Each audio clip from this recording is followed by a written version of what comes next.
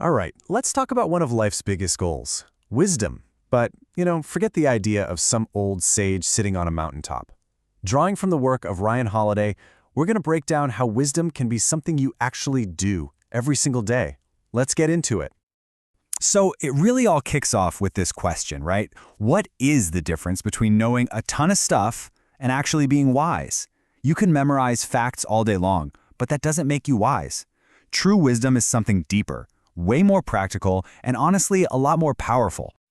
Okay, so here's a definition that we can really work with. Wisdom is basically knowledge in action. It's the ability to look at a situation, see all the moving parts, and just know the right move to make at the right time. See? It's not just about knowing, it's about doing. And here's the thing. We all face this choice every single day. On one side, you've got the wise person. They're humble. They're curious. They're always learning from their mistakes. And on the other side, the fool, the one who thinks they know it all, talks just to hear their own voice, and keeps tripping over the same rock again and again. The path to wisdom is really just about choosing those behaviors on the left over and over.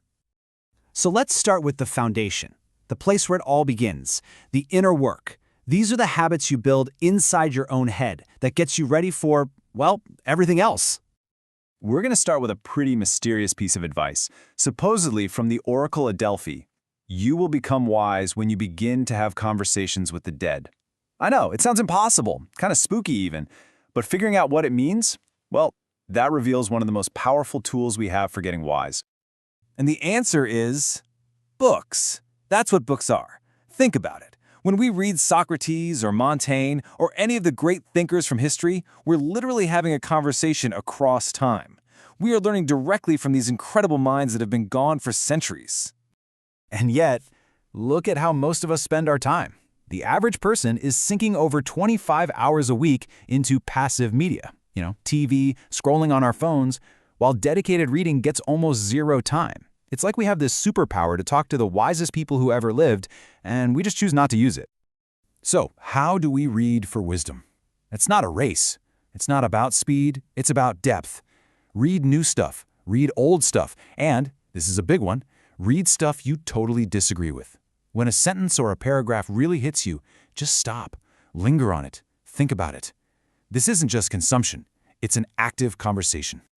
Now, let's move to the second pillar of this inner work. It's not just about taking in information, it's about going out and seeking it. Try this. At the end of every day, ask yourself this one simple question. It's a tiny habit that can completely change how you see the world. Because questions, they're the engine of wisdom. They're what curiosity looks like in action. Socrates' entire thing was built on questioning assumptions. If you're not asking questions, you're not really learning. You're just kind of staying put. Okay, so reading and questioning are huge, but they're pretty useless if you don't remember what you learn, right? General James Mattis had this simple practice. It's not enough to just read. You have to actively grab the key ideas, write them down. Don't trust your memory. Build your own personal library of knowledge that you can pull from for the rest of your life. So we've covered the inner work, but here's the thing. Wisdom is not forged in a vacuum. Next up, we have to look at the huge role that other people play in our journey to get smarter. Admiral Michelle Howard just puts it perfectly here. We have a choice, right? We can either learn everything the hard way, stumbling through trial and error, or we can speed up the process like crazy by talking to mentors and friends who've already been where we're trying to go. And that leads us to this really cool concept, Scenius. It's the idea that genius isn't just some individual thing. It often comes out of a community, a scene, where people are challenging each other, inspiring each other, and pushing everyone to be better. Think of the philosophers in ancient Athens, or the writers in Paris in the 1920s. That's Scenius.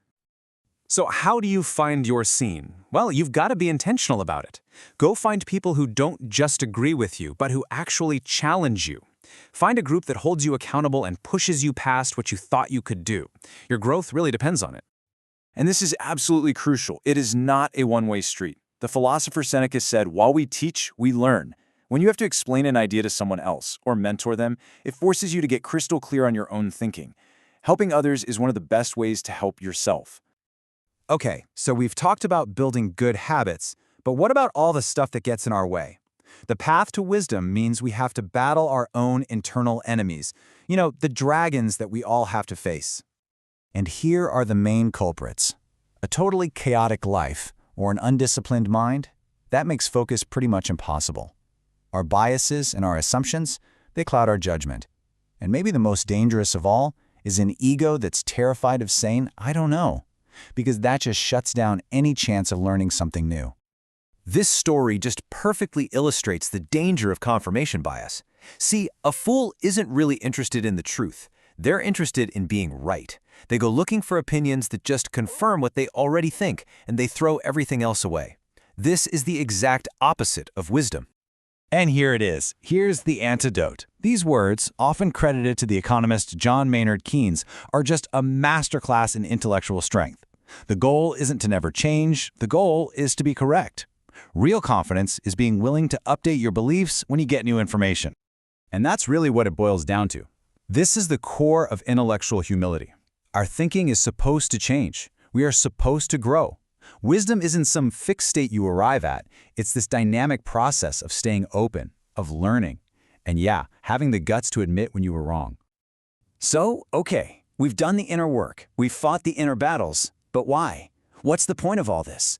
The payoff for chasing wisdom isn't just about being smarter. It's about living a fundamentally better life.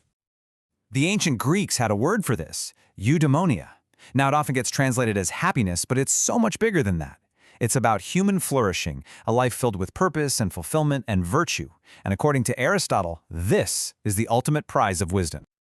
So, in the end, it all comes down to this simple but incredibly powerful loop. Learn, apply, repeat, forever. Wisdom isn't some destination you finally get to. It's the journey itself. So, the only question left is, what are you going to apply today?